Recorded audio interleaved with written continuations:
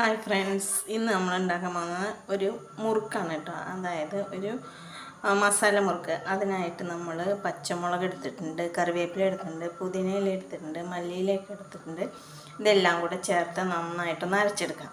അതിനുശേഷം നമുക്ക് ഈ കൂട്ടിലേക്ക് മിക്സ് ചെയ്യാം. ഈ കുറച്ച് വെള്ളം ഉപ്പിട്ടിട്ട് ഇതേപോലെ ഒന്ന് തിളപ്പിച്ചെടുക്കാം.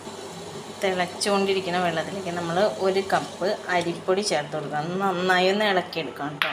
അരിപ്പൊടി ഒന്ന് നന്നായി വേവണ വിധത്തിൽ ഇളക്കി, അരിപ്പൊടി ഒന്ന് ഇളക്കി നല്ലതായിട്ട് വേവിച്ചെടുത്തിട്ടുണ്ട് കേട്ടോ. അതേപോലെ കട്ടയായിട്ട് വന്നിട്ടുണ്ട്. അതിലേക്ക് നമ്മൾ 1 കപ്പ് കടലമാവും കൂടെ ചേർത്ത് കൊടുക്കാം.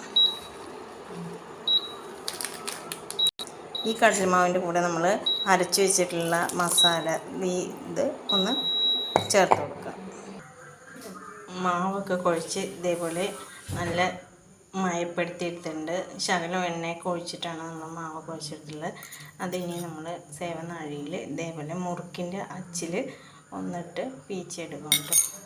ഇതിപ്പോൾ വെളിച്ചെണ്ണ നന്നായി ചൂടായി വന്നിട്ടുണ്ട്. ഇതിലേക്ക് നമ്മൾ സേവനാഴിയിലിട്ട മാവൊന്ന് പിഴിഞ്ഞ്, ഇതിപ്പോൾ നമ്മുടെ മുറുക്കെല്ലാം ഇതേപോലെ റെഡിയായി വന്നിട്ടുണ്ട്. നല്ല സൂപ്പറാണ്, അടിപൊളിയാണ്, നല്ല മുറുക്കാണ്, നല്ല ക്രിസ്പിയാണ് കേട്ടോ.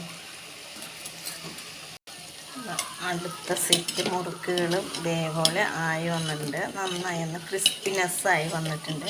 ഒന്ന് കോരി മാറ്റാം.